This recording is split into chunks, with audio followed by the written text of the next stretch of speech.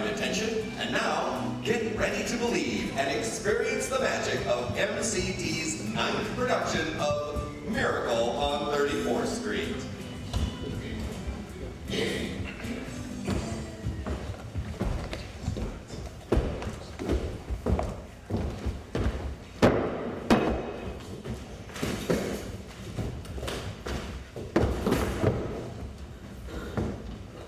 It sure is a lovely day for the parade. I'm so glad that you suggested we come down to watch. Yes, it's a beautiful way to begin the season. Oh, would you like to sit down somewhere to watch this long parade? I don't mind standing.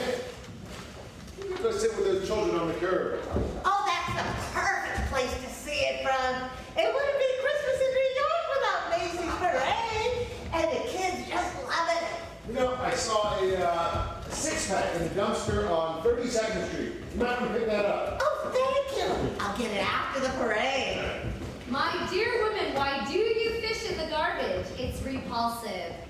Oh, because the wonderful things I find there. This bottle's worth money. I'm doing my Christmas shopping. Christmas shopping.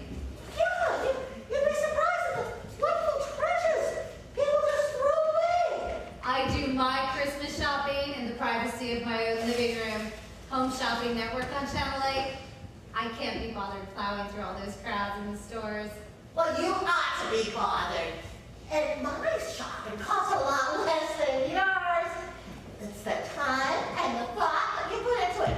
That's what shows your family that you love them, not how you do your shopping. I like your spirit. The real Christmas spirit is always a joy. Merry Christmas. Merry Christmas. Well, you know that Christmas always means big bucks for the department stores. It's the season when they make up for the losses they've had all year long. Christmas is more than big bucks, Doctor. Christmas is the time that should be devoted to the pursuit of what we stubbornly avoid the rest of the year. Peace, goodwill, and helping others. What would you like for Christmas, Doctor? Well, I don't think even Santa Claus can give me what I want. Try me. Well, if you say so. Maplewood's medical facility needs an x-ray machine. It could be useful in so many situations, but it's very expensive. You shall have it, Doctor. Chris, if I get that x-ray machine, I'll know that you're Santa Claus. Just look in your stocking on Christmas morning. Chris, we haven't really discussed you having to leave Maplewood. Yeah. I want you to know how sorry I am. I did everything I could, but the board overruled me. They just won't allow us to keep anyone whom they have decided is mentally unsound. But I passed all those tests, didn't I? Yes, I know you did, and I argued for you all along. But I just can't justify what they call delusional thinking, even though you're not harmful to yourself or to others, to use that psychiatric jargon. You mean because I'm Santa Claus? Because you say that you're Santa Claus. It happens to be true. But the board doesn't believe in Santa Claus, so you're out. So, what's next? Well, Maplewood has an arrangement with Mount Hope Cemetery. The rubber room, eh? Well, for a public hospital, Mount Hope is a comfortable and charming place. There's entertainment, television, and Chris, do you have any money? Sure. I've got $53. Well, that won't take you very far. And Chris, you're not a young man anymore.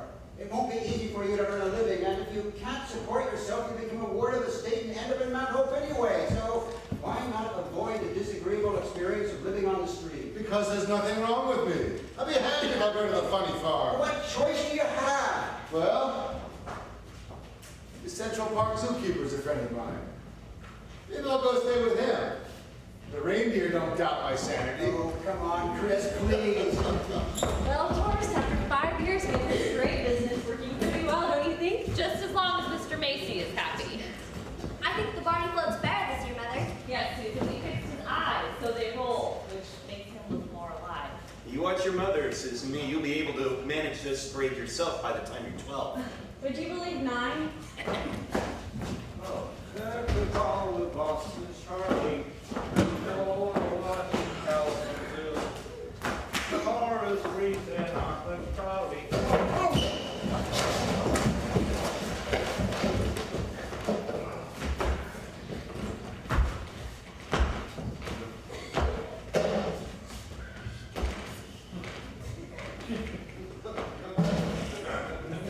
Merry Christmas.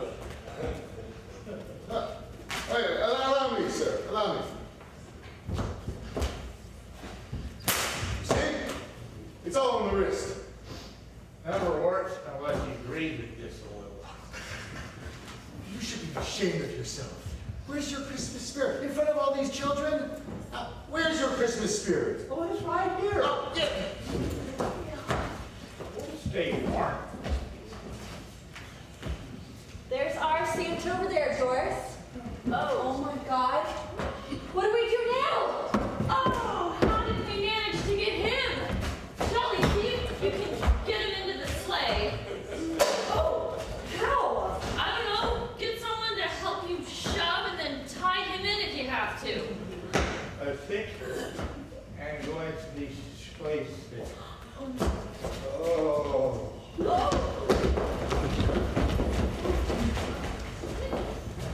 Mother, I don't think the people that like to stand is asleep. Yes, he's not his twinkling self, that's for sure. Santa, please wake up.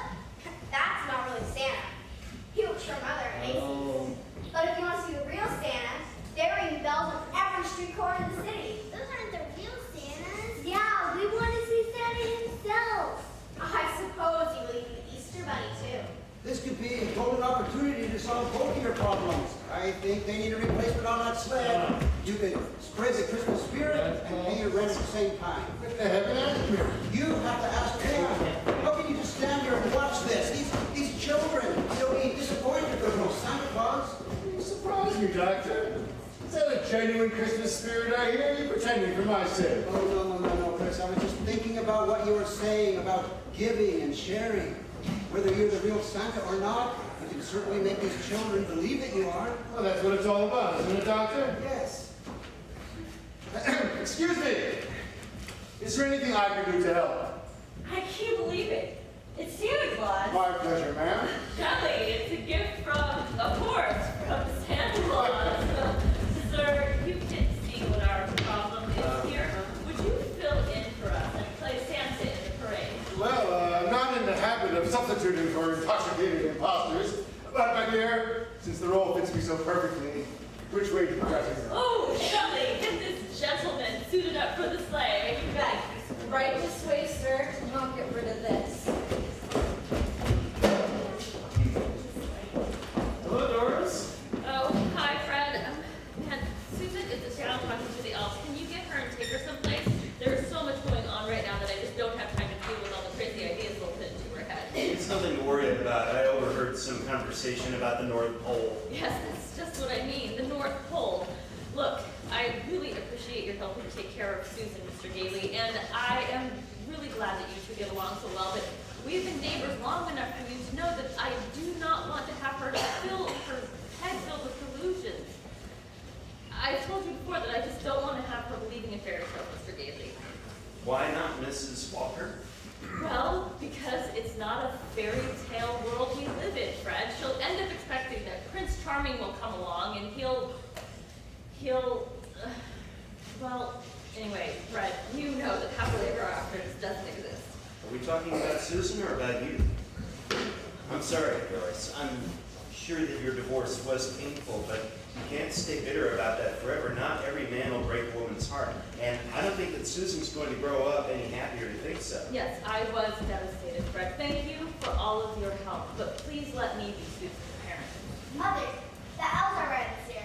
Their costumes actually fake. Don't worry, Doris. Nobody's going to make this kid's mind up for her.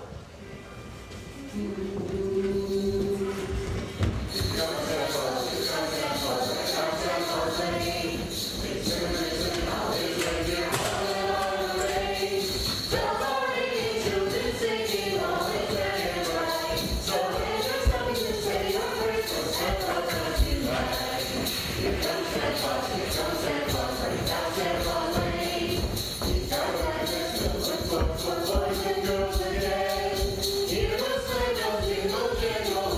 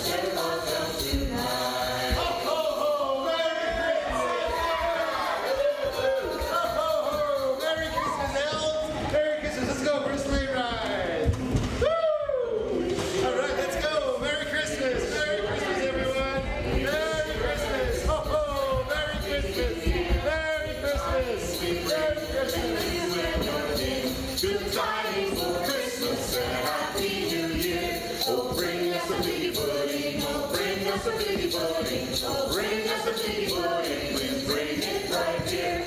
We won't go until we get some. We won't go until we get some. We won't go until we get some. So bring it right here.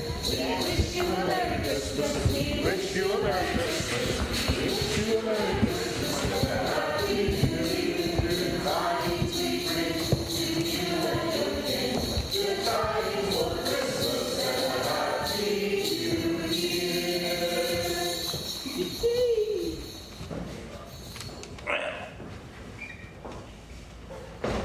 Welcome aboard, Michal LaMere, by the way. It's my responsibility to train the new members of Macy's family and employees. Now here's the list of the toys we want you to push, Mr. Kringle, Kris Kringle. Oh, really? That's very clever. The name's been in the family for generations. Okay. Now, we're overstocked on these toys, so if a child wants something that we don't have, you should say, now you might not like that. How would you like a pet rock? Understand? Why not just give the child what they want? Because it's Christmas. People buy just about anything for the kids at Christmas. You can change kids' minds because they really think that you're Santa. Understand? So it's a good time to clear out our surplus inventory. The real economic spirit, eh? Yes! And a Santa who helps move merchandise gets a little something extra in his Christmas stocking. Now we mustn't keep the shoppers, the children, waiting.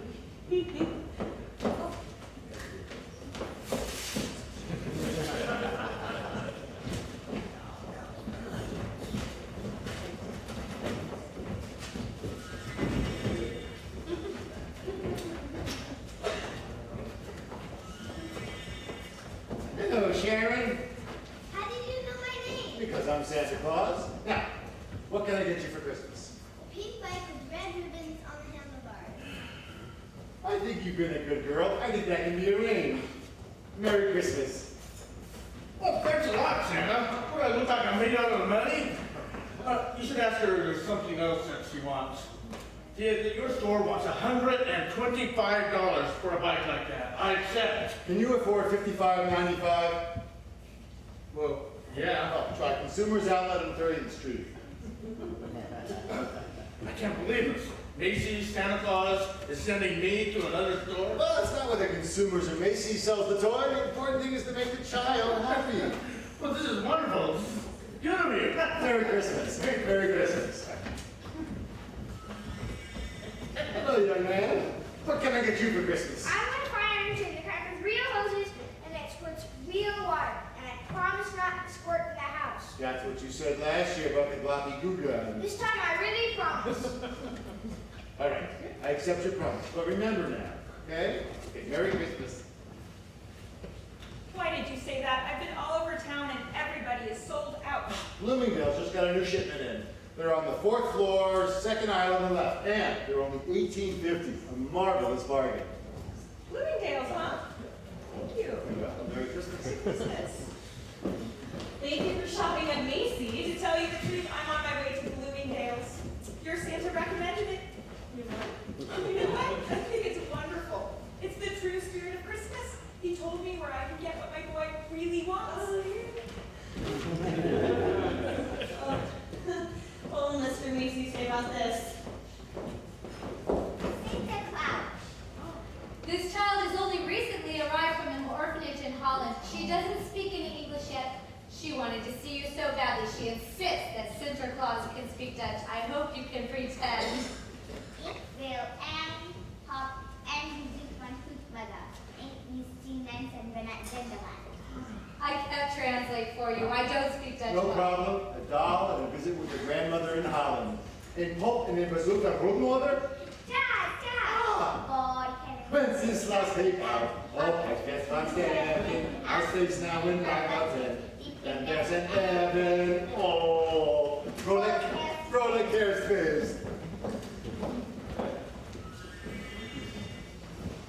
Ooh, how are you today? Mad. Tell me about it. Me and my sister got into a fight. She told me the phone would go in my ear if I didn't get off it. Kids like to tease each other, don't they? Next time someone teases you, remember this. It's because that person is unhappy inside. You'll see, things will get better. Now, what can Santa bring you for Christmas? A telephone. I can see things will get better right away. Merry Christmas. Okay, Susan, it's your turn. Do I have to? Try it anyway, for the sake of Macy's. You know, of course, that this is ridiculous. And why don't you believe in Santa Claus, Susan? How did you know that? I know lots of things. Now, what can I bring you for Christmas? Nothing. Whatever I want my mother will get me. Provided it isn't too expensive. I'm not just the person my mother hired to play the part of Santa Claus. But I must admit, you are a little better than most. I can't even see the straps pulled on your beard. It looks real. That's because it is real. I'm real too. Well, it was nice talking to you anyway. But I don't think you ought to pretend to all these children that you are going to bring them what they want. Well, maybe they will do what they want this year. Maybe you will too. Merry Christmas.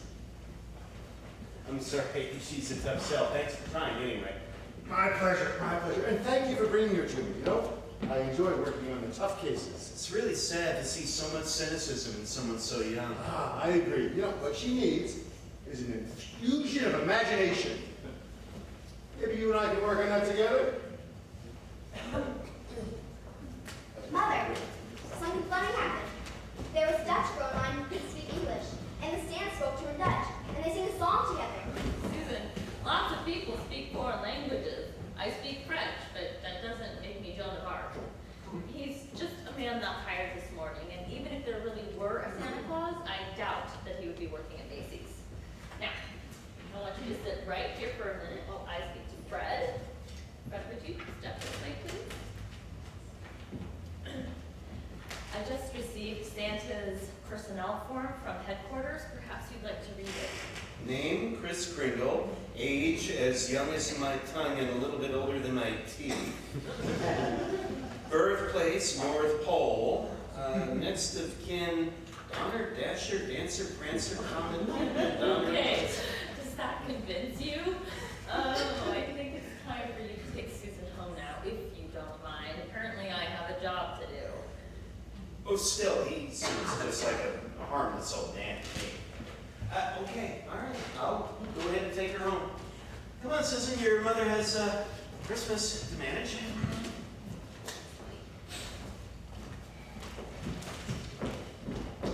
Doris, this new Santa is completely unacceptable.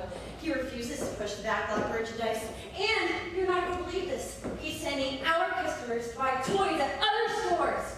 I'm not kidding. You've got to do something about this. What a coincidence. I was on my way to do just that. Oh, Mr. Kringle. Had a busy day, hadn't we? Was it difficult for you? Well, getting adjusted to a new setting is always trying, but oh, I have enjoyed the children. Perhaps you've been trying a bit too hard. What do you mean, Mrs. Walker? Well, it seems that you haven't been following Ms. Shellhammer's instructions. Oh, to push the surplus toys? Yes, I decided not to do that. Oh, you did? Yes, it was dishonest. But why should the children pay for Macy's mistakes? Well, that is not your decision to make, Mr. Kringle. And speaking of dishonesty, how do you explain the information on your personnel form? It's not dishonest. But the things that you put down on this form, we take our business very seriously at Macy's, Mr. Kringle. We are not playing games. If you want a paycheck, you have to put proper information down on your personnel form. It all happens to be true. Look, I verified it by signing at the bottom. Then you really think that you're Santa Claus? Oh, certainly not. Oh, that's a relief. No, I know it for a fact. Well, you are welcome to whatever delusions you choose to live with, but we cannot have a Santa who refers our customers to other stores. You can pick up your final paycheck at the personnel department. I'm really sorry that it didn't work out. I find it a bit ironic, Mrs. Walker, that you were firing Santa Claus for being Santa Claus. I was just trying to make sure the children would get what they wanted. Macy's is a business, Mr. Kringle, and we have to compete with other stores. It isn't, you know what? I really don't want to argue. I will authorize 1 week's severance pay for you. Woo! Merry Christmas and goodbye. Merry Christmas to you too, Mrs. Walker, and don't worry. I won't hold this against you on Christmas Eve.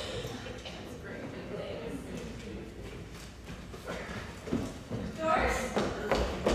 Mr. Macy would like to, I am perfectly capable of speaking for myself, Michal LaMere. Is there a problem, Mr. Macy? Oh, I will listen with great interest while you tell me who is responsible for our Santa sending customers for the stores. I take complete responsibility, Mr. Macy. I instructed him to push backlog stock, Mr. Macy, but you were... Well, then who told them to send somebody to Bloomingdale's to get something we didn't We have? don't know, sir. My office has been flooded with phone calls, faxes, letters, emails, tweets. I'm really sorry, Mr. Macy, but I have taken care of it. All messages of grateful appreciation from shoppers. This is the greatest goodwill advertising gimmick in years. It's positively revolutionary. I can see the headline. The store with the real Christmas spirit. Macy's Santa recommends Bloomingdale's. It's a breakthrough advertising initiative, Mrs. Walker. The media will love it, and Macy's will soon reap a harvest of publicity and goodwill. I am so glad that you're pleased. This is the best Santa Claus we have ever had. Oh, and there'll be a very special bonus in both your Christmas stockings this year, ladies. This must not be Black Friday after all. I'm still asleep and dreaming. No, it's Armageddon. Huh? I just fired him. Oh my gosh, he is crazy. You should see his personnel form. He really thinks that he is Santa Claus. Evidently so does Mr. Macy. Yeah, well, I don't know what we're going to do about it now. Do you think Mr. Macy will fire us? Okay, maybe it's not too late. Sylvia, hello. Mrs. Walker, your Santa. The line is stretching all the way to Lake Sportsway. And we are almost down to candy canes. She fired him. She fired Santa in the middle of Christmas rush. What about the children? Mrs. Walker, as shop steward of Elves Local Number 10, I must file a formal grievance against management So gracious, disrespect for the Christmas spirit. Yeah, that's right. All right, we're trying to take care of the matter right now. We walk. Oh, good. That's all I need is striking elves. There was no need to pity you, Mrs. Walker. I was going to bring the uniform back. Put it back on, yes. Mr. Kringle, I owe you an apology. I'm afraid I was a bit hasty. Oh? Yes, I was mistaken about our policy of sending shoppers to other stores. As a matter of fact, Mr. Macy likes it. That's not using enough, Mrs. Walker. Why should I come back just to increase Macy's profits? Pushing toys is not what Christmas is all about. We spend so much time trying to make things go faster and look shinier so we can beat our competitors. We're losing the spirit of giving from the heart. I see no reason why I should contribute to that kind of commercialism. Don't come back. The union stands firmly behind you, Mr. Kringle. Here we are, in the middle of Christmas rush, and I'm who's the Santa who has worked a miracle, all because I didn't understand how miracles worked. It really is more than a matter of profit, Mr. Kringle. Can't you see? Oh, thank you so much. Can't you see that Macy's needs you? I need you, and all these beautiful children need you, please. Yay! Well, Not to mention saving 2 wage slaves from being fired. Would you stay if we promised not to ask you to push the overstock? Just be the Santa that you want to be. Just be yourself. that I can do. A masterful sharp, Mrs. Walker.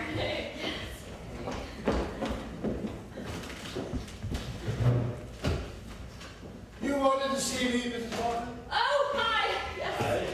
Mr. Sawyer, please have a seat. As our vocational guidance counselor, I hope that you can help with a particular situation we have. We have a wonderful new Santa Claus in our toy department this year. Well, that's very admirable, Mrs. Walker. It's not exactly. This man seems to be all right in every way, even a natural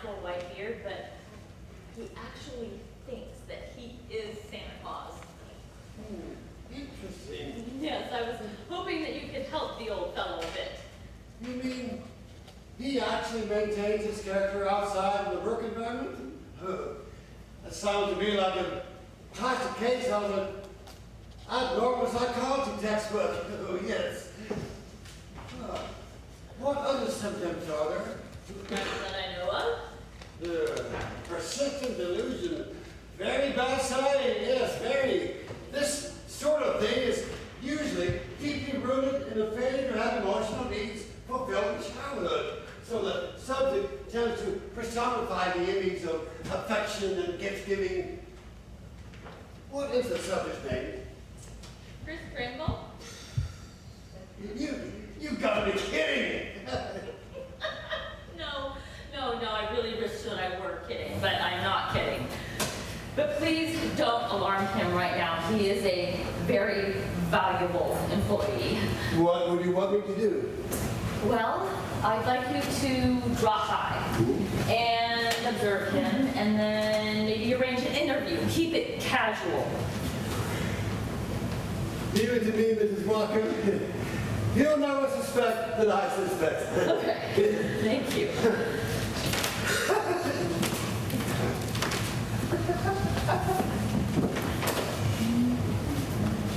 Hello. Are you Doris Walker?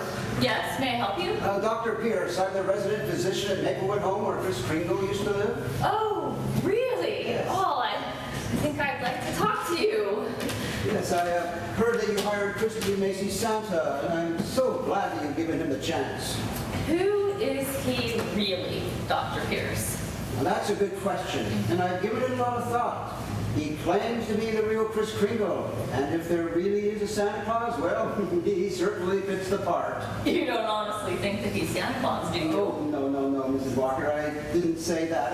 I merely implied that if there really is a Santa Claus, he could be Santa Claus. Well, do you think he's Santa Claus? I mean, philosophically speaking, of course. Well, now, that's the type of question that goes round and round in your head, like is Snow White, or is red, or if a tree falls in the forest, does it make a sound? Of course it does. Does it?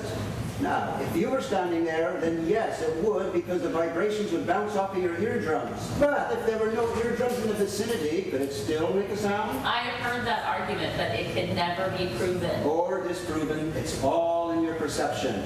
Now, if no one believed in Santa Claus, then maybe he wouldn't exist. But there are millions of children all over the world who do believe in Santa Claus, and Kris believes he is Santa Claus. Oh, he surely does. Yes, we might say it's a case of, I think, therefore I am. You are still speaking philosophically, I assume. When you live long enough, and you deal with the world long enough, you'll find out that philosophically is really the only way to understand things. They make much better sense that way. Well, unfortunately, we have to be realistic in the retail business. I understand that, Mrs. Walker, but I must tell you that Kris is perfectly harmless. There are thousands of people leading quite charming lives under similar delusion.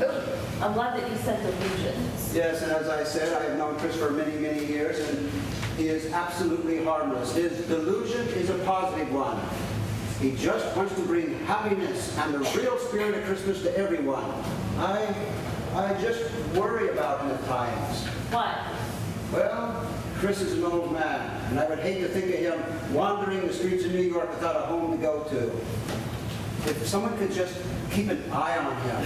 I mean, after the store closes. You mean he has no place to live? He can't stay at Maplewood any longer. They discharged him. Well, I'll see what I can do, Dr. Pierce. I appreciate your insights. I feel so much more at ease having had this conversation. Thank you, Mrs. Walker, and I know you won't regret having Kris on your staff. And have a Merry, Merry Christmas. Merry Christmas. Thank you.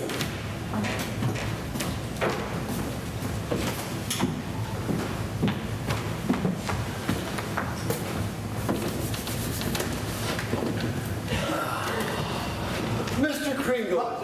Yes, that's one of the names I'm called. I'm Albert Sawyer, Macy's vocational guidance counselor. Ah, how do you do? That remains to be seen, yes. Mr. Kringle, before the customers start coming in, I would like to get acquainted with you. As you are a new employee, store policy requires that I ask you some questions. Have you enjoyed your work here so far? Oh, well, I hardly call it work. You know, to be honest, I normally do this sort of thing for free. I see. So you normally promise gifts to children around Christmas time. Well, I do my best, yes. And how do you plan on providing all these gifts yourself? Oh, Santa Claus has a lot of influence in making things happen. And sometimes you go back up to the North Pole at night to manufacture this gift, right? No. Actually, I'm staying with the reindeer. Excuse me? Yes, I'm temporarily staying at the home of the zookeeper. I help him feed the reindeer and make sure they're all right. I see. Well, let's move on, shall we? Mr. Kringle, can you tell me how much 3 times 5 is? Don't you know? No, I want you to tell me. 15, of course. Oh, good. Thank you. Yes. Now I want you to... Just stretch my arms out and touch my nose, alternating the index finger of each hand. And I know this one, too. Do you know any that I haven't had before? Who was the first president of the United States? George Washington. But do you know who was vice president under Grover Cleveland? Second term. I have no idea. I'm conducting this interview, Mr. Kringle, if you don't mind. Now, are you married? Is that a proposal? How many fingers am I holding up? 3, but my, I see that you bite your nails. Do these interviews make you nervous, Mr. Sawyer? That's none of your business. Now, how much is 3 times 5? 15, the same as it was the first time you asked. Mr. Sawyer, do you know that unconscious repetition is often a sign of overwork and stress? Are you getting enough rest, Mr. Sawyer? That'll be all, Mr. Kringle. I think you could use a good vacation here. Why don't you take a couple of weeks? I'll talk to Mr. Macy for you.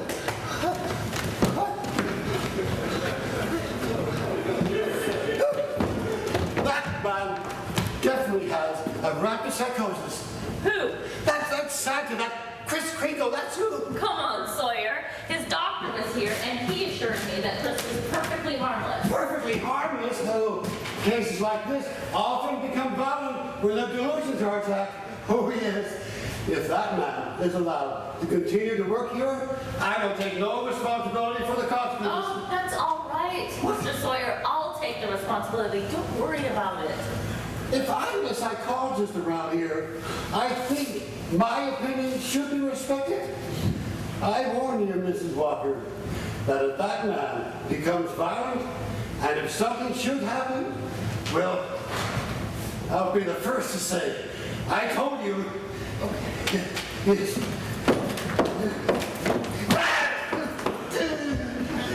Good heavens, what was that all about? Sawyer just did a psychological evaluation of our Santa and apparently didn't get anywhere. His opinion is that Kris could become violent. That would be a disaster. But I had a conversation with Dr. Pierce from the Maplewood home where Kris has been living.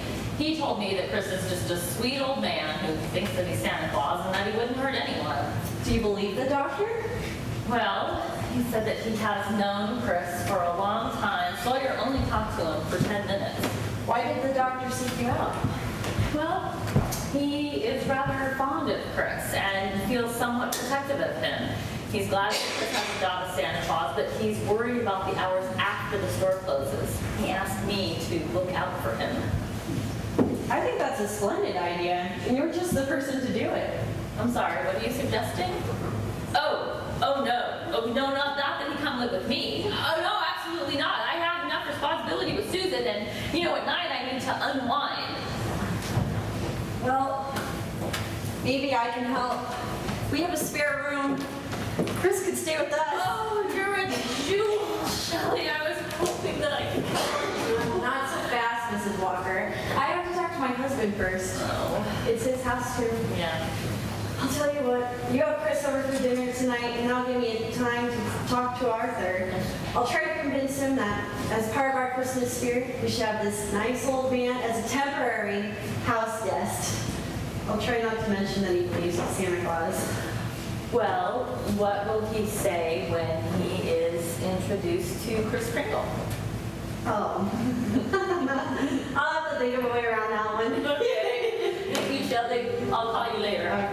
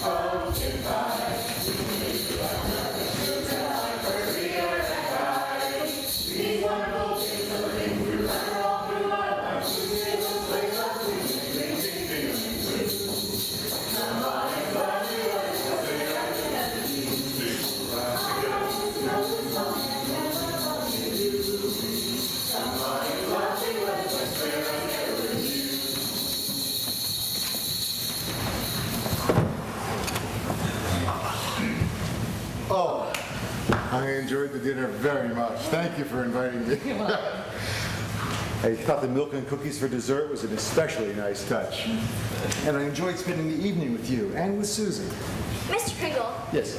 could you speak to me in that language you spoke in the store the other day? Oh, Susan, I think that Mr. Kringle is tired. No, not at all. I'd love to talk to her. Oh, well, would you excuse me? I need to go call Ms. Shellhammer.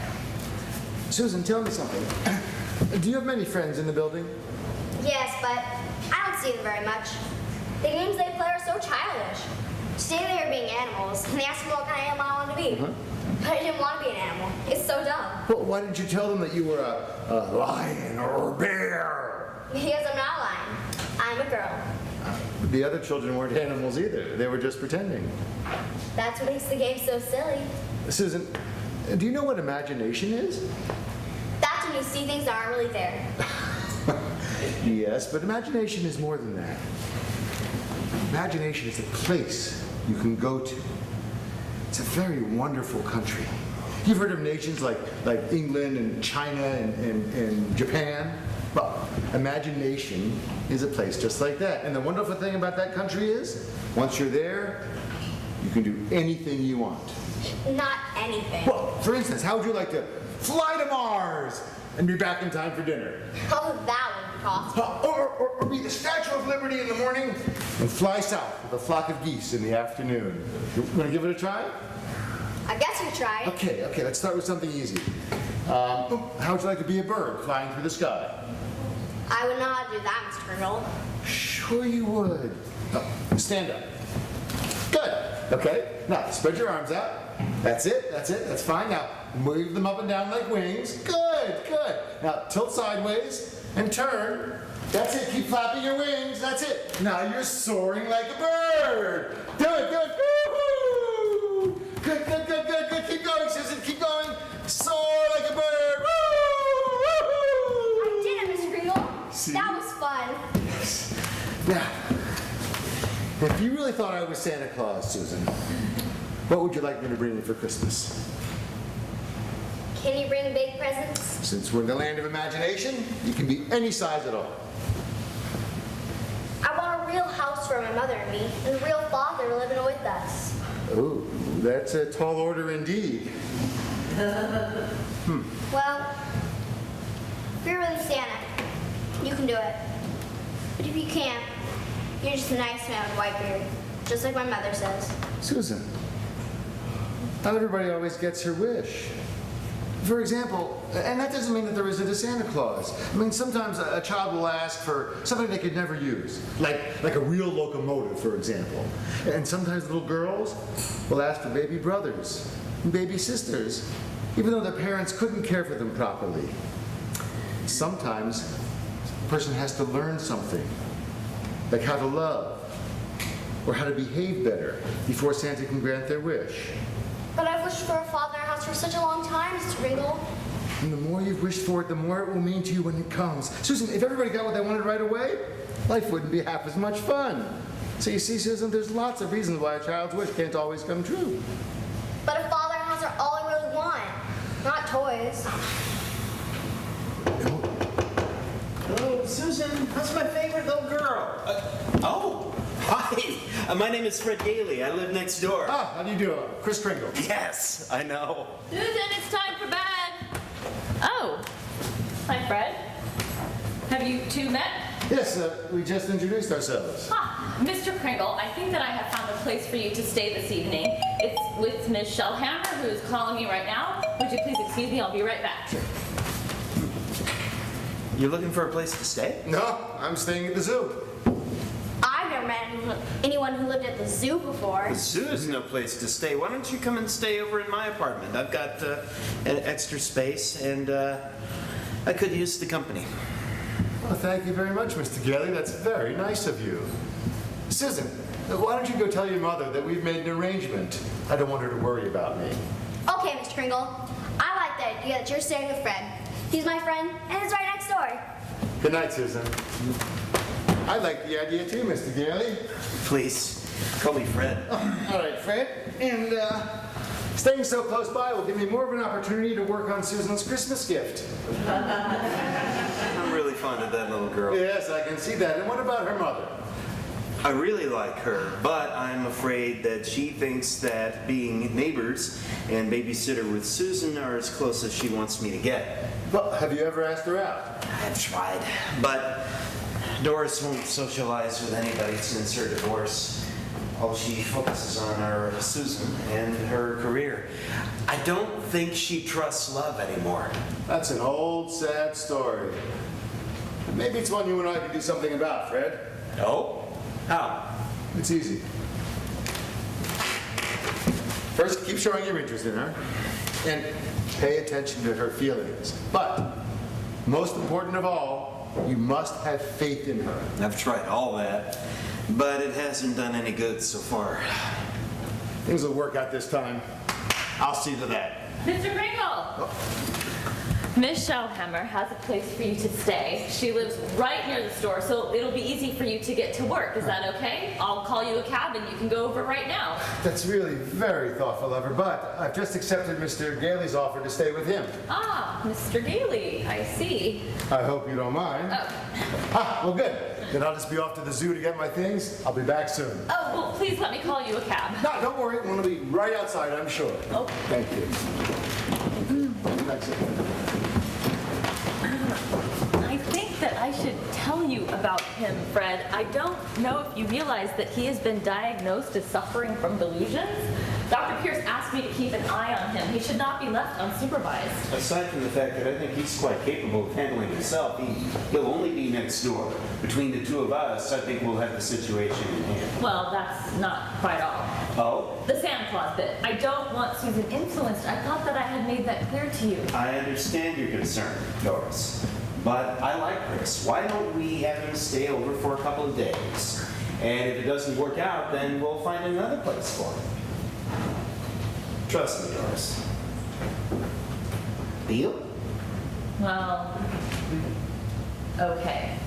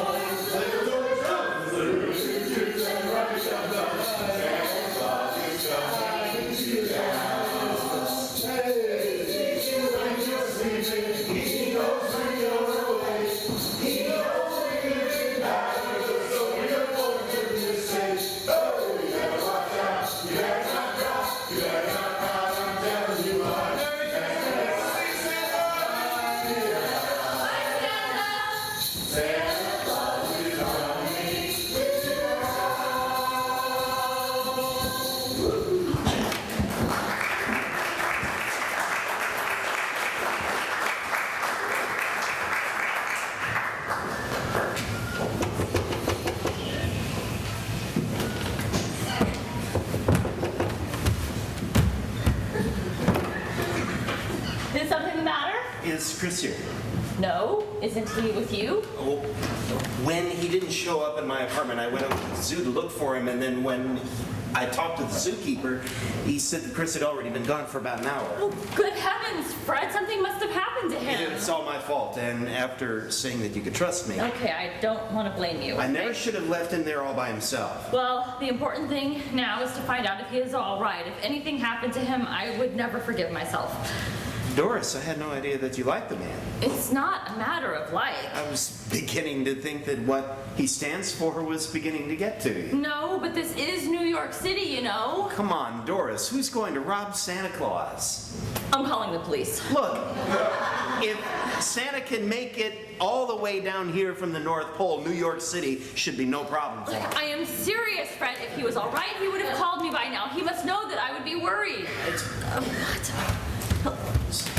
Susan, what's the matter, sweetheart? I dreamed that Mr. Kringle went away, and there wasn't any more Christmas. Oh, Susan, honey, you know that dreams aren't real. It was only a dream, Susan. Mr. Kringle is only gone for the moment. And we will never lose Christmas. As long as we have each other.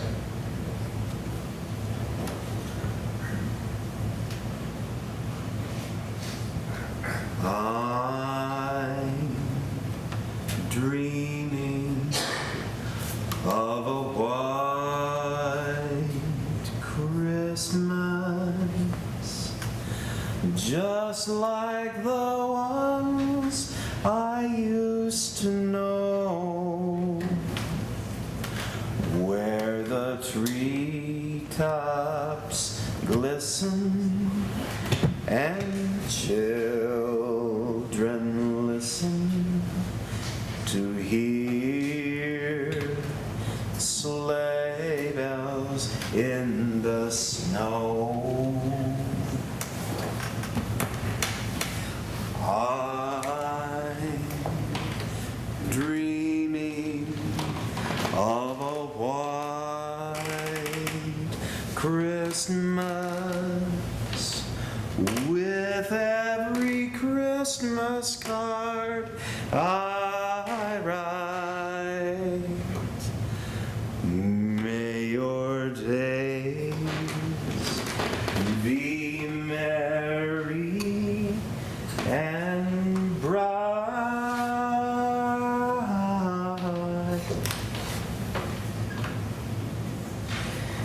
and may all your Christmases be white.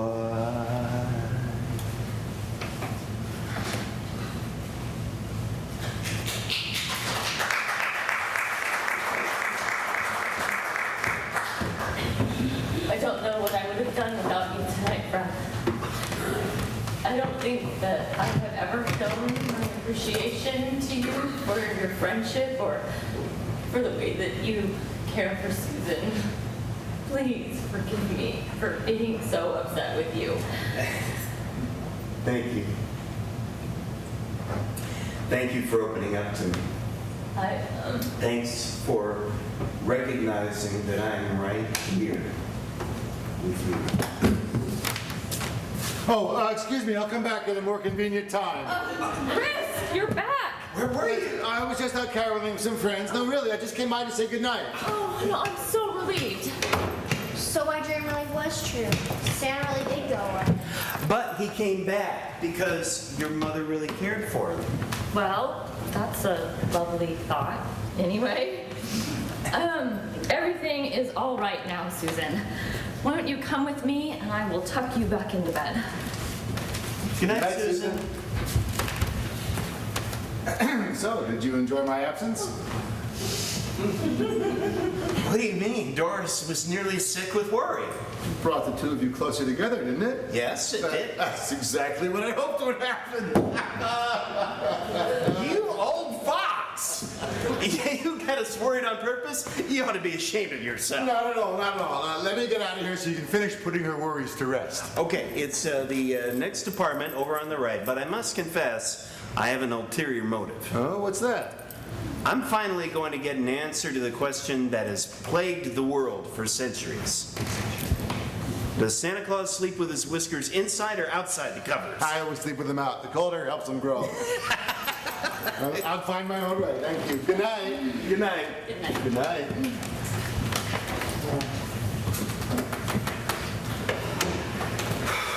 Believe it or not, I'm glad that he's staying with you. I feel better about having him safe and near, and I am really glad that you're near too. Me too.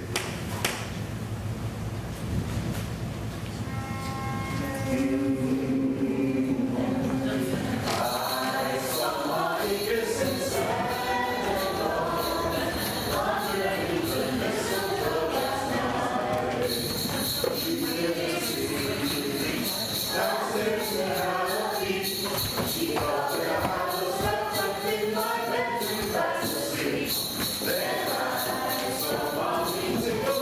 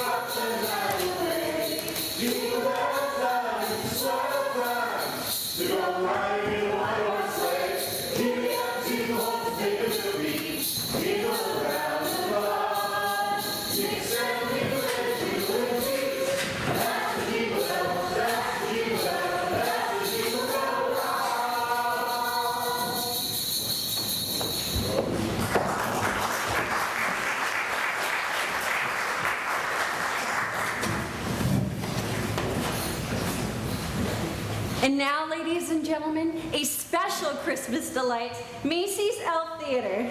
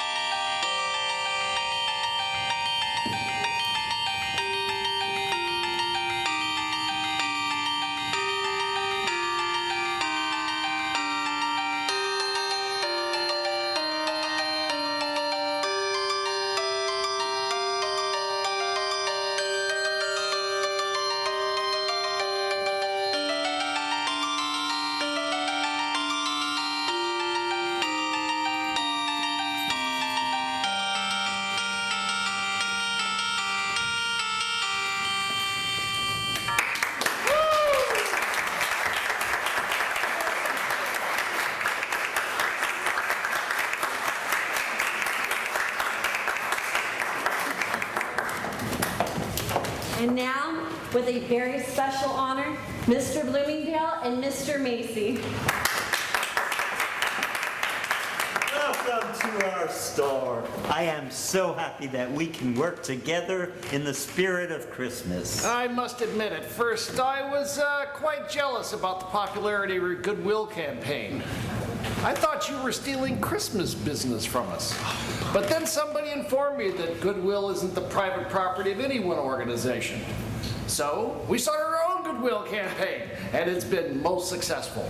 That's right. Goodwill goes a lot farther with everybody than competition. Now, will you come forward, Mr. Kringle? This is the gentleman I told you about. Mr. Kringle, you have brought a very special spirit to both Macy's and Bloomingdale's this Christmas season. And it seems to have spread to the entire city of New York as well. Whatever your special gift, it deserves recognition and appreciation. In honor of your distinguished service, Macy's would like to present you with this token of our esteem and gratitude. Thank you so much. This is very generous.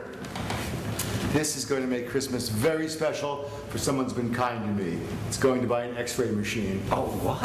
It's for the medical facility at the Maplewood home. Dr. Pierce said an X-ray machine could be very useful in many situations. Yeah, but that's very expensive. This Let won't me even cover handle half. it for you. We'll get it for you wholesale. Hey, we'll get it for you at cost. Thank you both very much. Thank you. Thank you. So will you folks and Mr. Macy and Mr. Kringle come over to Bloomingdale's, take some more pictures at my store, and Mr. Kringle, because of the extra business that you brought to Bloomingdale's, there'll be a bonus check for you there as well.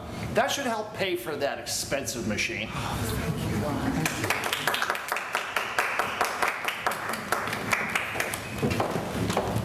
Well, pinch me, Fred. I don't believe it. I never thought that I would see Mr. Macy shake hands with Mr. Bloomingdale. It is surely a miracle. I don't know how he does it. Who? Kris. Well, maybe he gathered some stardust as he went sailing through the air with his reindeer and sprinkled it down on everyone. Why, Doris, your imagination's coming to life. Not really, Fred. I was only joking. No, you weren't, and don't be ashamed to admit it. And by the way, I have a presentation of my own to make here. Oh, really? Wow. Okay. What is it? Oh, Fred, it's beautiful.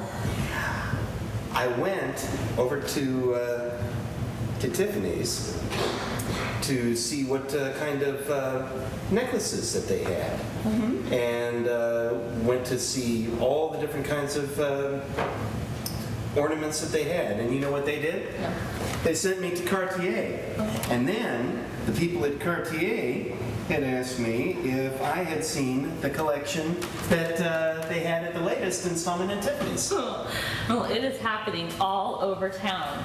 You know, I never dreamed when I saw that jolly bearded man at the parade that he would revolutionize the entire merchandising industry. Let's celebrate and have dinner together.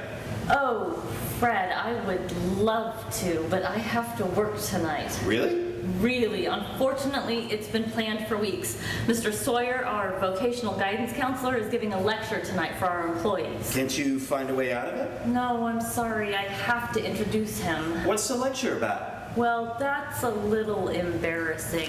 Please don't mention anything to Kris about it, okay? All right, so...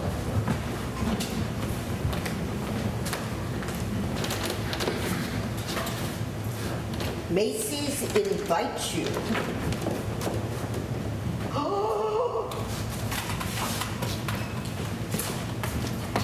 Exploding the myth of Santa Claus. Open discussion following lecture.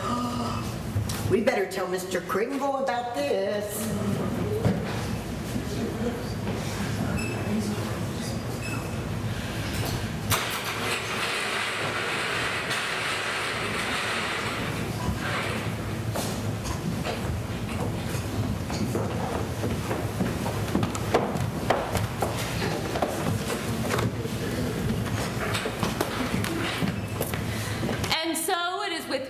Pleasure that I introduce Mr. Albert Sawyer.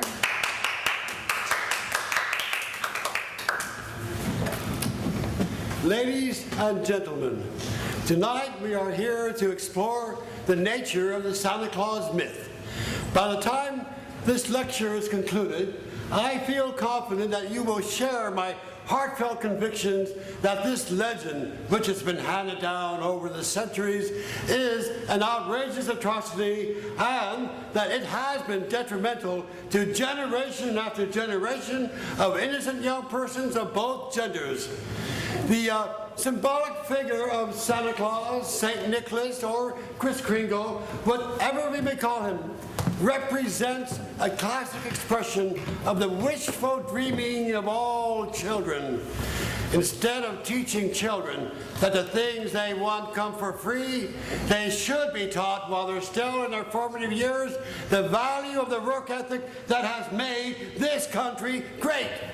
They must realize that this is a hard and competitive world, and that if they are to succeed, they must learn the difference between myth and reality.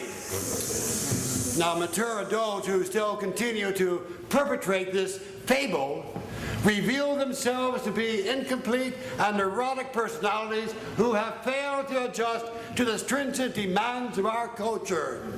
Not only have they damaged their own existence, but they are harming their children's future. The child who does not understand this marked difference between fact and fiction will grow up still clinging to infantile fantasies and will never be able to face the cruel truths of today's world. And why do we do this to ourselves, you ask? Don't ask! Yeah! To compensate for feelings of guilt. That's why we perpetuate this myth of Santa Claus. Parents who feel guilty because they neglected their children 300. Spirit of giving is nothing more than selfishness in disguise. Oh, far from doing any good in this world, this vicious myth has done more harm Just than... a minute there. I'm giving this lecture, Mr. Kringle. Open discussion was to be included, I believe. The discussion will take place after the lecture's over. The lecture is over. We don't want to hear anymore. Mrs. Walker, I refuse to continue. Yay! Until this blatant fraud is removed from the platform. Okay, Mr. Kringle, Kris. Mrs. Walker, I'm sorry, I can't just stand here and listen to the depressing absurdity of this man's propaganda. Absurdities, huh? Fraud, am I? Oh, don't you try and threaten me. No. Mrs. Walker, I told you to be violent. So! No! Look, he hit me! He hit me! I did no such Gentlemen, thing. calm down here, please. Now look here, Mrs. Walker. Are you going to let this dangerous maniac to run amok and assault your He employees? is perfectly harmless, Mr. Sawyer. Oh, maybe we should let the police decide that. That concludes our lecture for this evening, ladies and gentlemen. Thank you so much for coming. Merry Christmas to all of you, and good night. Okay, I'll handle this. I am perfectly capable of defending my person against attack, Please, Mrs. Walker. Chris, for my sake. All right. I'll see you at the store tomorrow. No, would you wait in the hall, and I'll speak to you in just a minute, please. Oh, society has ways of dealing with your kind. See, this is what I mean. He is a dangerously deranged man. In cases like this, there is no warning. He can strike at any time. This could really backfire on Macy's. If Mr. Bloomingdale or the press find out that our Santa is possibly dangerous, the repercussions could be devastating. Oh, I'm telling you, Mrs. Walker, Kringle is a stick of dynamite with a short fuse. I warned you. Thank goodness I was the victim of his lunacy and not some poor, defenseless child dangling on his knee. We've got to do something at once. But he is just a harmless old man. Are you sure that he touched you with that cane? Yes, and you'll do it again. He has evidently suffered a sudden change of personality and has entered a violent stage. Dr. Pierce assured me that nothing like that would ever happen with Chris. He said that his delusion is a positive one. Dr. Pierce is not a psychiatrist. Well, neither are you. Well, in that case, it is your responsibility to have him thoroughly examined by a competent psychiatrist at once. I agree. Well, I don't. Chris has been examined by competent psychiatrists many times, according to Dr. Pierce. Then one more time won't make a difference. If the psychiatrist finds him competent, then he can come right back and resume his job. Yes, and if he doesn't, well, then you certainly would have done the right thing. Well, I don't know. The only problem now is getting him out of here without creating another scene. Oh, in his present condition, he would most certainly react with violence. You'll have to explain it to him, Doris. He trusts you. I simply cannot hurt that old man. Well, never mind. I won't need you, Mrs. Walker. I know what to do. What are you going to do? I'll apologize, and I'll invite him for dinner, and then I'll persuade him to have an examination by a competent psychiatrist tomorrow, yes. All right, Albert, but call me later and tell me how you worked it out. Yes, yes. Oh, Mr. Kringle, are you still there? Please, come back. I'm truly sorry for our misunderstanding. Are you all right? I shouldn't have said the things I did. Could we, you and I, have dinner together? And then I'd be more than happy to drop you off where you're staying. Yes. I certainly accept your apology, Mr. Sawyer, and thank you for the dinner invitation. But I think I'll go with Mrs. Walker. Oh, it's okay, Chris. It'll give me a chance to catch up on some shopping. I'm going to go with Michelle Hemmer, and I will see you tomorrow. Well, shall we go?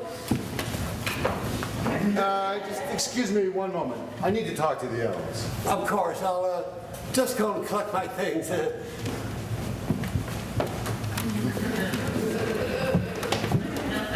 Remember, I've been thinking about something. Remember how you should always look for the good in everyone, no matter how bad the person seems to be? Everyone. I'm good with the story. Well, in some people, the good is buried so deep that it's difficulty trying to get out. And when it does come out, we may not be able to recognize it because we have blocked our willingness to see it. Mr. Sawyer, he sees things very narrowly because he lacks the ability to dream. That means that he can't see anything beyond his limited view. Is there hope for him? Of course there's hope for him. He just apologized for his angry words, didn't he? I don't know if he was sincere, but we must encourage his good feelings every way we can.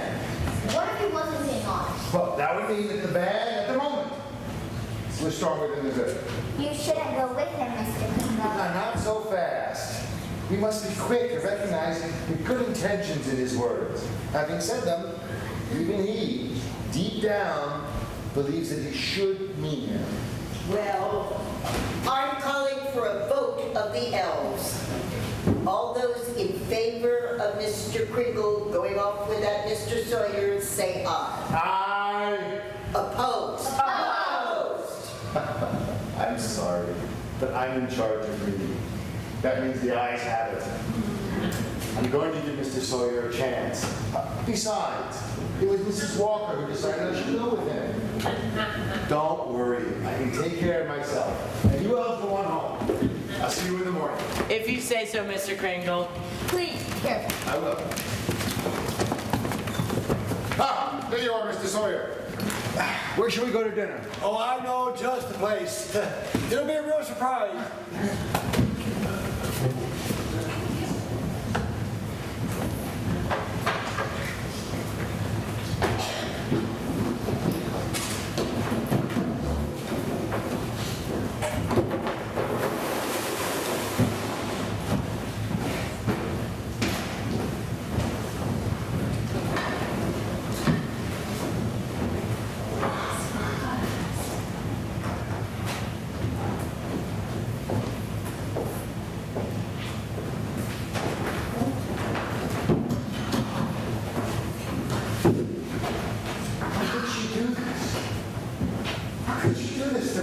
Doris didn't have anything to do with this, Kris. She merely thought that Sawyer was taking you out to dinner. She must have been humoring me all along. I thought she was beginning to believe in me. How did you happen to get into Bellevue? It was a trick. Sawyer kept looking out the window. The whole time he was making small talk in the restaurant. Suddenly he said, "Let's go." When we stepped outside on the sidewalk, he pushed me into a waiting taxi. There were two men in the back seat. When they put me between them, and one of them said Bellevue. Sawyer didn't even come along. Didn't they give you the usual sanity test? Of course, the same old routine. But I was so crushed that Doris would do this to me that I deliberately gave them all the wrong answers. So they committed me. Doris had no idea what Sawyer was up to, Kris. She merely agreed with him that he would take you out to dinner and then talk to you about seeing a psychiatrist. Well, I'm relieved to hear that, but why didn't she come to me herself and explain? She was afraid of hurting me, Kris. Well, it hurt anyway. I'm just a nice old man she feels sorry for. She feels more than that. Sure. She had her doubts, Fred. That's why she's not here. If it had been dragged off here, she would have been here in a heartbeat. Doris may have had her doubts at first, Kris, but I think that she was just beginning to open up and believe. I think that her belief was so new and so fresh that Sawyer may have tipped her the other way. I'm positive that she would not want you to stay here at Gelblum, Kris. Yeah, it's not just Doris. People like Sawyer. He's dishonest. And, no, I don't want to say the other awful words that occur to me, that he's the one they call normal. That's how sane people behave. I'd rather stay here with more honest folks. That's nonsense, Kris. You're quite sane and a lot saner than most. Yeah, he's out there and I'm in here. No, I should listen to the elves. I thought there was some good in that man that I could touch. Now I will be spending my whole life in Mount Hope after all. Just like Dr. Pierce said. Kris, don't be so gloomy. You're not living up to your own philosophy. You can't just think of yourself. Oh, am I just thinking of myself? You can't give up. Well, what happens to you matters to a lot of people. People like me who have faith in you and what you stand for, and people like Doris who are just beginning to rediscover their faith after it has been shattered, and children like Susan who are just beginning to learn about faith. Maybe you're right. You're right after all. I should be ashamed of myself. But darling, I am. All right, come on, Fred, let's get out of here. Oh, wait a minute, Kris. It's not that easy. No, you just told me issues. You just told me not to be discouraged. Now don't you be discouraged, Fred. Fred, I have faith in you. I know you'll be able to do it. Really? Well, then I'll do it. I'll get you out of here.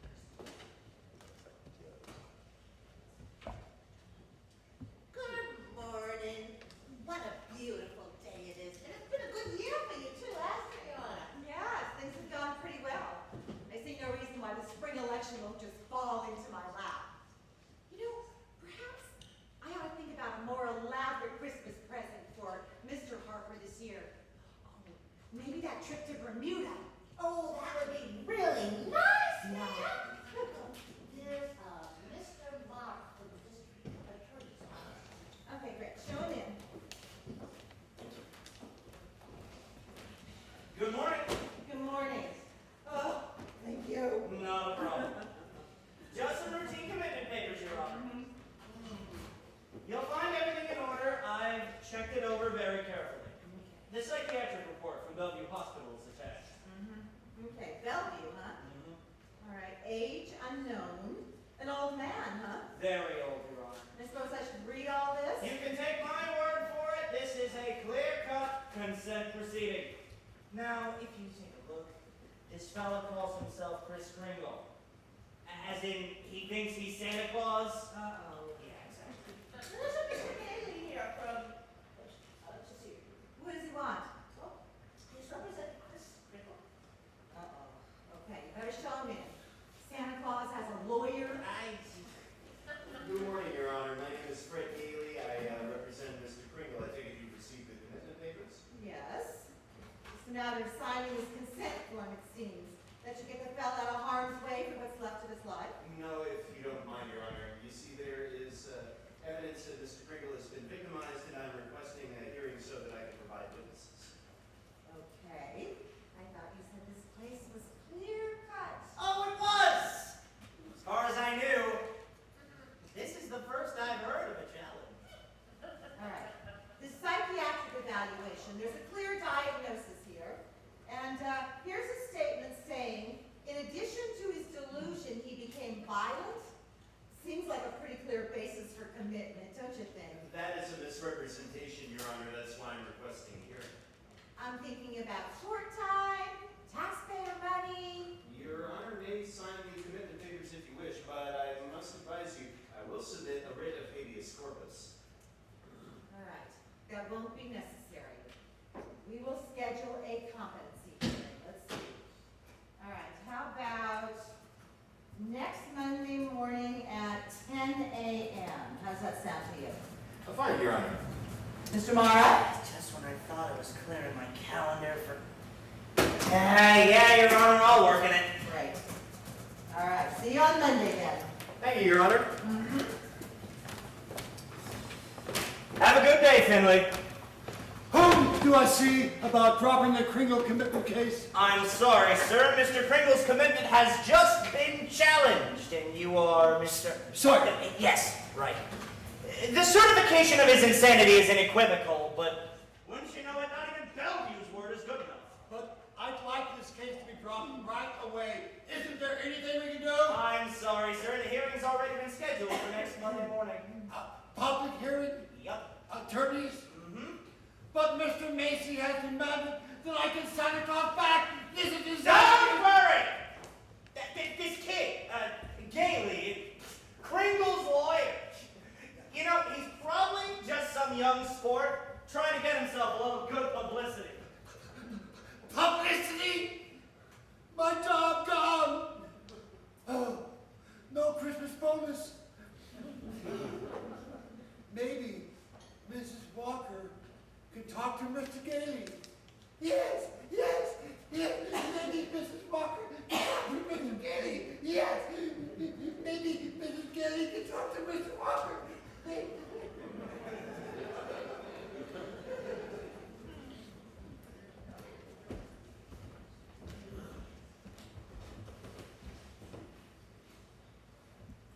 Good evening, folks. This is Sidney Stewart on station WZYX. Today's top story from New York City is the controversial sanity hearing of, you won't believe this, Kris Kringle, also known as, you guessed it, Santa Claus. It seems that Macy St. Nick says he is the real Santa Claus, and the state of New York wants to put him away for saying so. This could result in a lot of disappointed children and empty stockings on Christmas morning. We'll keep you informed on what happens to Santa in the New York judicial system as the hearing progresses.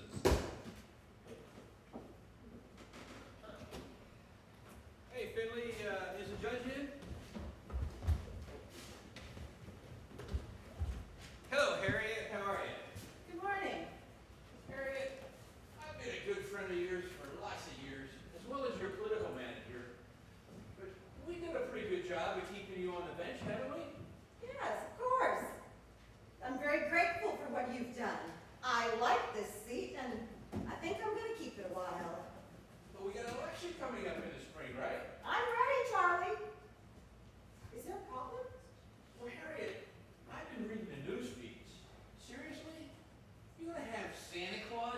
your courtroom? Is there something you'd like me to ask him to bring you for Christmas? No, Harriet, but I'd like to give you a present. A trip, a vacation. Take Sam on that getaway to Bermuda that you've been talking about. Oh, I'd like to, but I can't. My schedule's way too full. I mean, right now, Harriet, you've been looking a little run down to me lately. I think you take a couple of weeks off. Nonsense. I've never felt better in my life. Go hiking, go fishing, go anywhere. Why should I? Because this Kringle case is dynamite, Harriet. You've got to get out of it somehow. I can't walk out on a case. It's all arranged. Then have a sudden illness. Let some other judge take it. Someone who isn't coming up for re-election real soon. Charlie, will you just relax? I'm an honest woman. I wouldn't just fake an illness. Besides, you know, this might be some great publicity for the campaign. Publicity? Harriet, you'll be a regular puncher's pilot before we even start the campaign. You'll be a villain to every little kid who believes in Santa Claus. Kids don't vote. But their parents do. Any father or mother who has to explain to a little kid why Santa Claus went to jail is going to hate you. Not jail, state hospital. Same thing. Wake up, Harriet.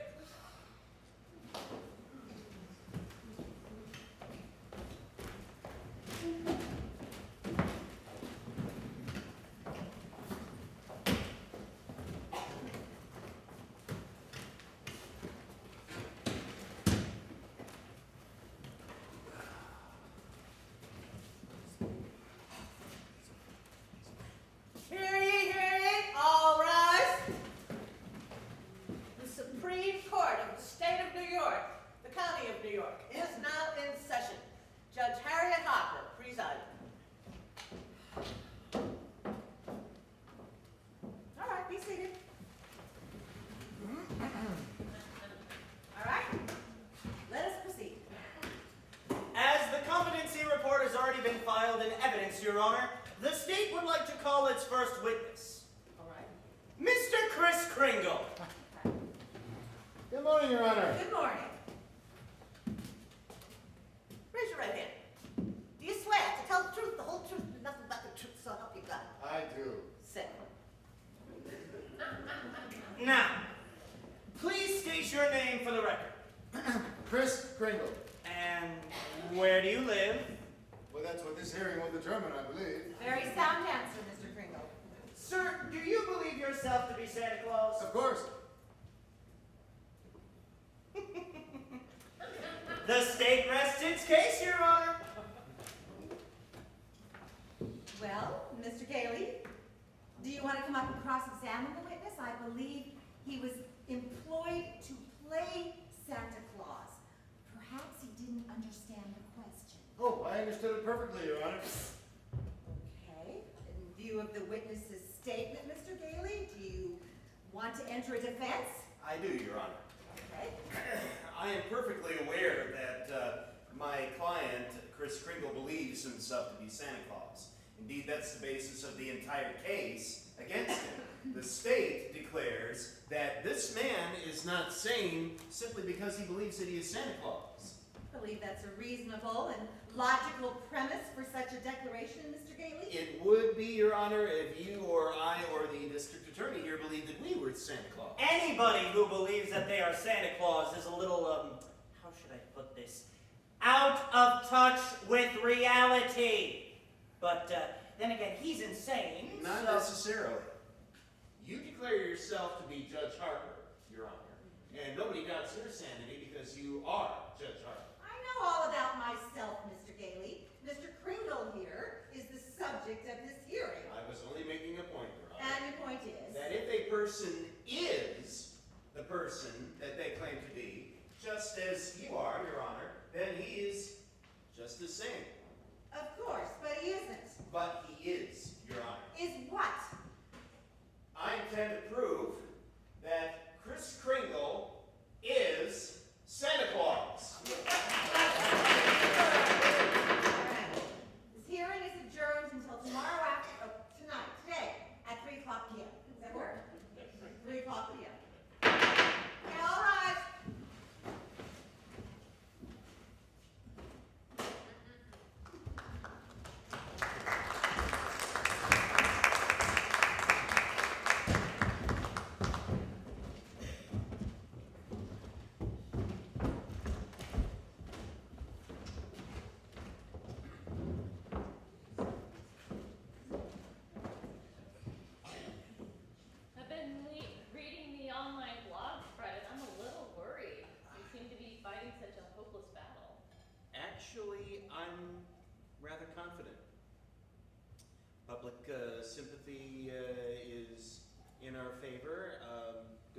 publicity is obviously behind Kris, honestly, I think that we have a good chance. What about your law firm? How are they going to react to your taking this case?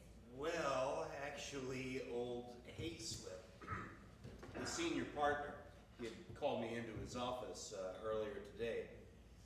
We are an old and established firm with great prestige and dignity, Mr. Gailey. We are not in the business of proving that some old crank is actually Santa Claus. In other words, unless I drop the case, they'll drop me. Well, then you're just going to have to give it up, aren't you? I can't let the client down. You wouldn't actually want me to walk out on Kris. Would you? Fred, I really care very deeply for you. I admire you and respect your courage for taking on this case, but I don't want to see you lose your position. It's true, I might. Well, that would be irresponsible. People have to be realistic. I've certainly learned that. You can't give up your job for some sentimental whim. It's more than a whim, Doris. Stop dreaming, Fred. Doris, there is something very beautiful about that old man, and very compelling too. Representing Kris Kringle so that he does not spend the rest of his life in an insane asylum is the right thing to do. I won't let him down, Doris, and I'm a very good lawyer. Doris, have faith in me. I do, but it's not a question of having faith. You are bound to lose this case. That is just common sense. Doris, faith is believing in something when common sense tells you not to. Your trouble is you have too much common sense. Well, it's a good thing that one of us has. It's quite an asset sometimes. Can't you get over being afraid? Can't you let yourself open up and believe in people like Kris? In things like laughter and beauty and joy and love and all the other intangibles. Well, you can't pay rent on intangibles. And you can't live a life without them.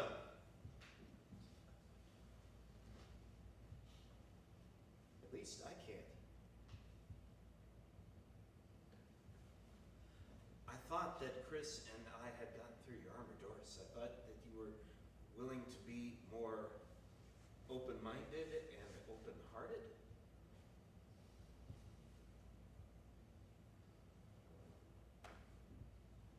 Well, there's no use talking. We don't have many thoughts or feelings in common, do we? I suppose not.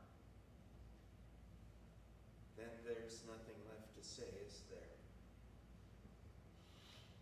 It's ironic, really, with all of my common sense.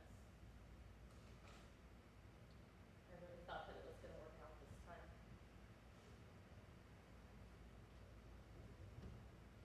Me too. Goodbye, Fred.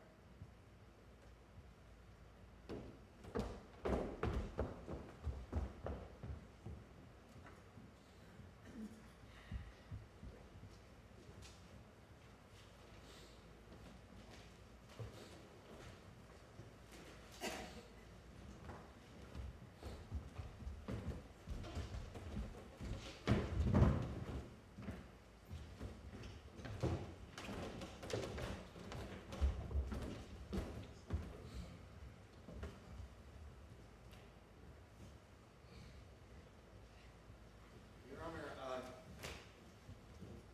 would like to call for my first witness, Mr. R.H. Macy. Oh, good morning. Mr. Mason, raise your right hand. Do you swear to tell the truth, the whole truth, nothing but the truth, so help you God? I do. Please be seated. Tell me, you are Mr. R.H. Macy, owner and manager of Macy's department store in New York City. Yes, and 850 stores nationwide. Right. Is Kris Kringle one of your employees? Yes, Do you find him to be sane?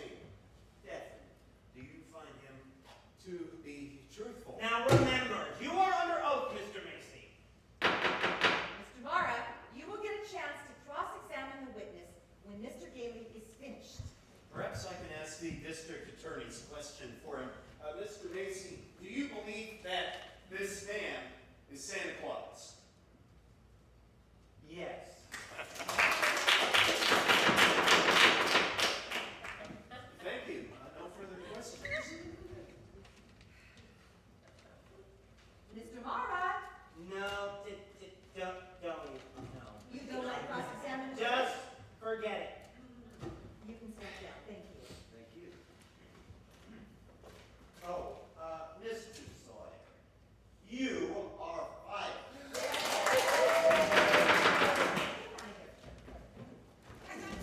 No. No! No!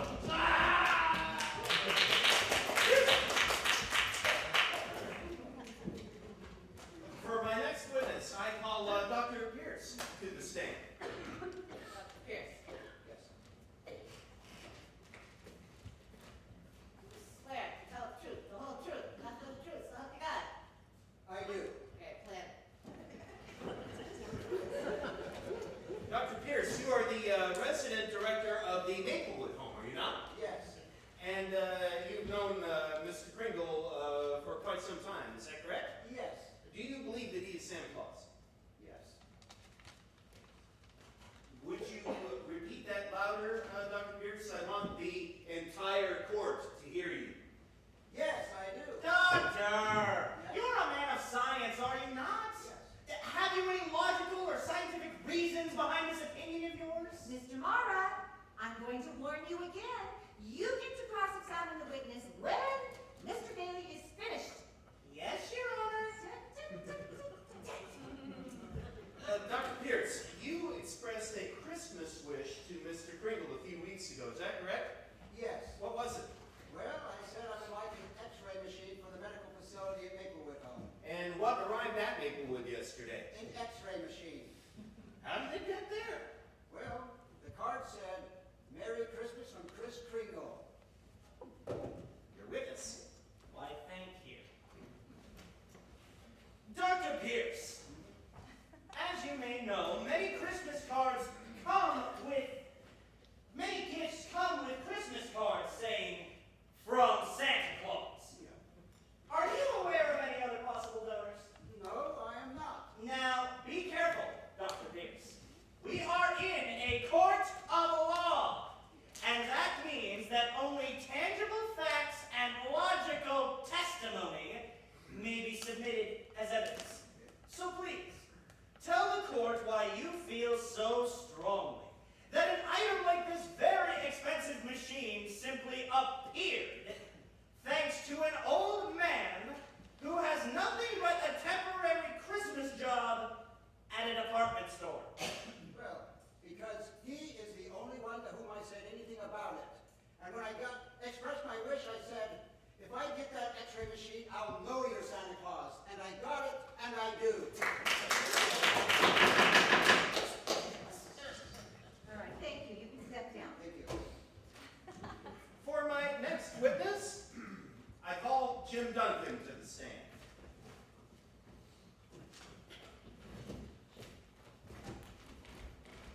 Okay. Raise your right hand.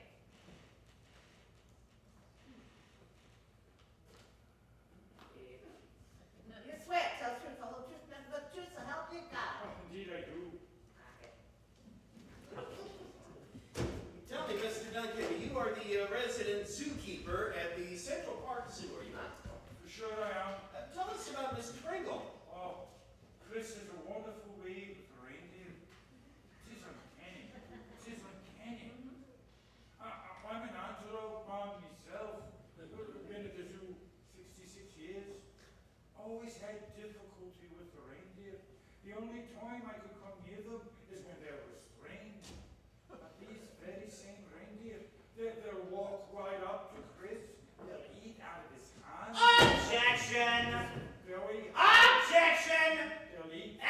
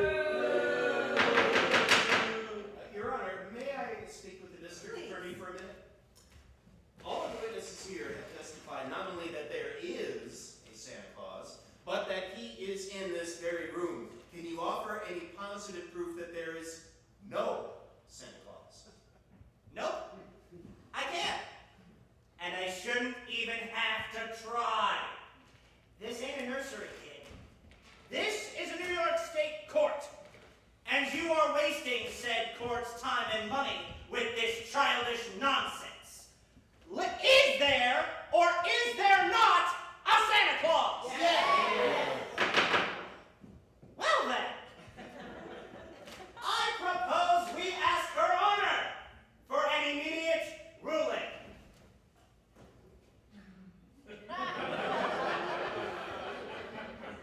This court will take a short recess to consider the matter. All rise.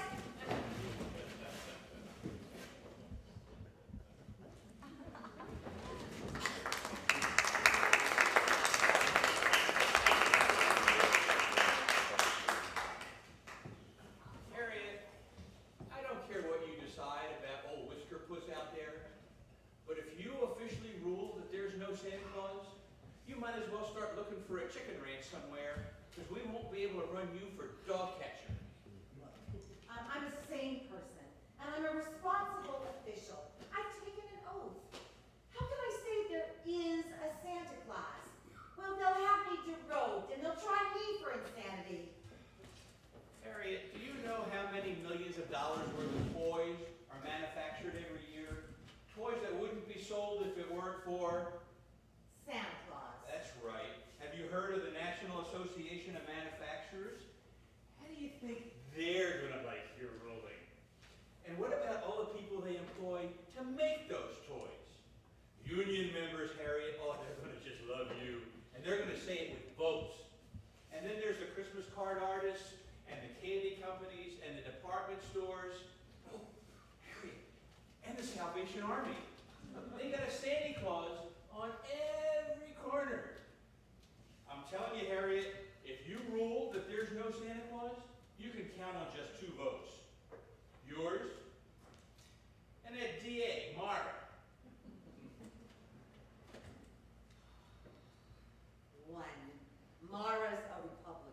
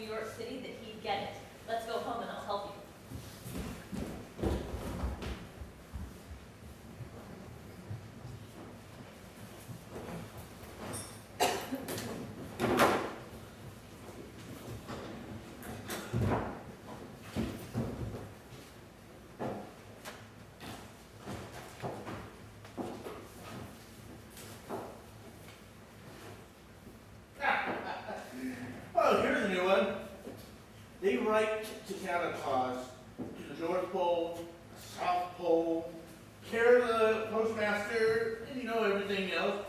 But this kid, she writes to Mr. Kris Kringle at the New York State Court. Special delivery too. Well, kid's right, That's where he is. Don't you read the papers? Well, sure, I read the papers, the stories that I want to read. Like the New York Jets out of the playoffs this year. Yeah, this Kringle guy. That's where he is. The guy down there, he's on trial. He says he's Santa Claus, and the DA says he's nuts. You mean to tell me that there's a guy out there that might really be Santa Claus? A lot of people think he is. But what's the matter with you, Lou? You ain't very bright today. This Kris Kringle is the answer to all our problems. Jeez, why didn't I think of that? I tell you what, I want you to order me a big special mail truck. Don't order me 2 special trucks. Get them here right away. All the Santa Claus mail that we got laying around here. Hey, you got it now.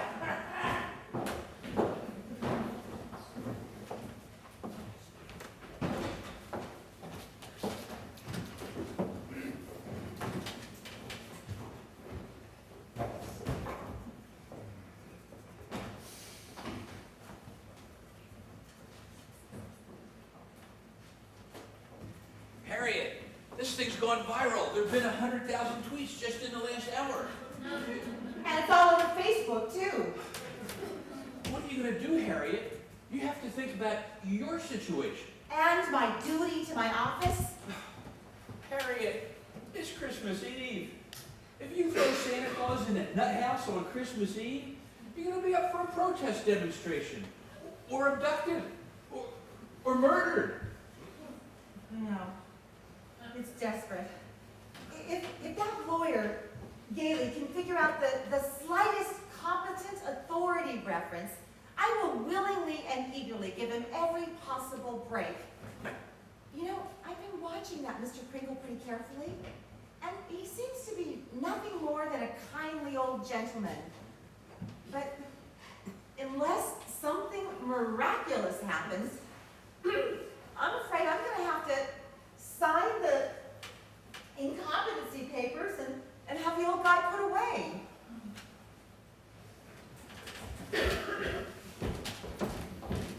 Oh, Mother. Now we're here. I'm getting scared. What if Mr. Gailey loses and sends people away? What if he isn't Santa Claus? Just like you said. Oh, Susan, I probably wasn't right when I told you that. You must believe in Mr. Kringle. Have faith in him. Then you really think I'll get my Chris's wish? Hey, he's believing in things when common sense tells you not to. We have to believe Susan, or we'll never get anything. You and I both have to. I believe. I believe. I believe. Listen to this, Fred. Dear Mr. Kringle, I miss you very much, and I hope I will see you soon. I know it will come out all right. I believe you are Santa Claus, and I hope you are not sad. Yours truly, Susan Walker. And the P.S., I believe in you too. Love, Doris. What do you know? Come here, Susan, dear. Mr. Kringle, I believe. Susan, thank you so much for your letter. No matter how this hearing turns out, I know that my efforts have not been in vain. It'll come out all right. I just know it. Because I believe in you. Hold on to your hat, Kris. You ain't seen anything yet. All right. Maybe see. All right, Mr. Gailey. Do you have any further evidence to submit? I do, Your Honor. It concerns the United States Postal Service. The United States Postal Service was created on July 26, 1776 by the Second Continental Congress of the United States. The first Postmaster General was Benjamin Franklin. The United States Postal Service disbanded as a branch of the federal government in 1971 and later converted to a separate agency which operates under its own budget. It is indeed gratifying to know about the United States Postal Service, Mr. Gailey, but I hardly think this has any bearing on the present case. With all due respect to the district attorney, this has a great deal of bearing on the present case. Your Honor, if I may be allowed to proceed? By all means. I can offer endless details as to why the United States Postal Service is a valid authority in this case. Moreover, it became an official branch of the United States government just 22 days after the Declaration of Independence was signed. According to its own website, it is a self-supporting government enterprise, and it is the only delivery service that reaches every address in the nation, 151 million residences, businesses, and post office boxes. It receives no tax dollars for operating expenses. Policies are done strictly according to federal procedure. Promotions are based strictly on merit. Furthermore, postal regulations make it a federal crime to intentionally deliver mail to the wrong party. Your Honor, the state of New York is second to none in its admiration of the United States Postal Service. Will the court accept the United States Postal Service as a valid authority in this case? The state of New York obviously concedes that the United States Postal Service is an authoritative organization. For the record. Yes, for the record. Anything to move on with this hearing. I would like to present to the court, Your Honor, these 3 pieces of evidence. I would like to have these labeled as Exhibits A, B, and C. These are letters addressed to Santa Claus, USA, in childish handwriting. Just today, those letters were delivered to this very courthouse where Mr. Kringle resides. I submit, Your Honor, that this offers authoritative, tangible, and positive proof that Kris Kringle is indeed the one and only Santa Claus. I'm sorry, Mr. Gailey, but 3 envelopes hardly constitute positive proof. It is my understanding that the United States Postal Service receives thousands of such letters each and every year. Your Honor, I do have further exhibits, but I hesitate to produce. Oh, that's all right, Mr. Gailey. Bring them in. Put them right here on my bench. We'd all be very happy to see them, I'm sure. Your Honor, I said bring them in. Put them right here on my bench. All right, then. Come on in, fellas. Oh, this ought to be good. Your Honor, just earlier today, there were 2 truckloads of mail just outside the courthouse, all filled with sacks of mail, just like this. And every one of these letters is addressed to Santa Claus. The United States of America believes this man to be Santa Claus. What? This court will not dispute it.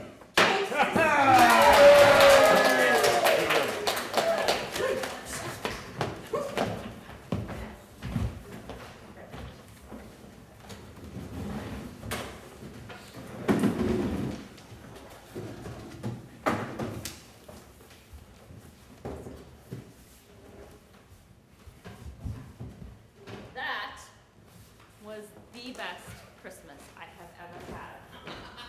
So wonderful having dinner with Kris and Dr. Pierce. All it needs now to make it perfect is snow. Never had a feeling like this before.